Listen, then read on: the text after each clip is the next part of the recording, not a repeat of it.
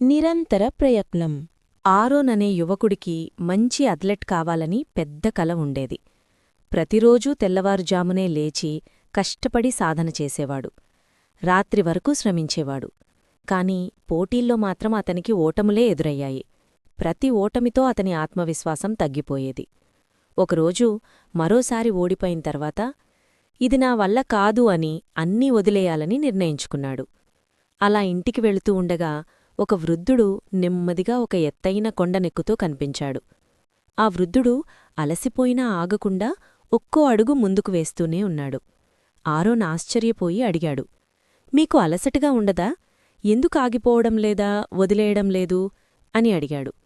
వృద్ధుడు చిరునవ్వుతో, నేను కొండ శిఖరాన్ని గురించి ఆలోచించను.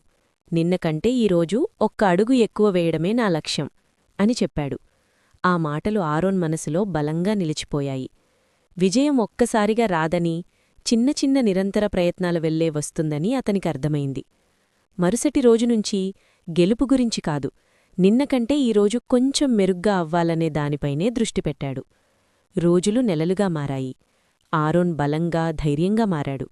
ఒకరోజు అతను తన మొదటి పోటీలో విజయం సాధించాడు. అది అదృష్టం కాదు, ఆగకుండా ఒక్క అడుగు ఇంకా ముందు వేసిన ఫలితం. నీతి: విజయం పెద్ద అడుగుల వల్ల కాదు, చిన్న చిన్న నిరంతర ప్రయత్నాల వల్లే వస్తుంది. వదిలేయొద్దు, ఇంకో అడుగు ముందు వెయ్యండి.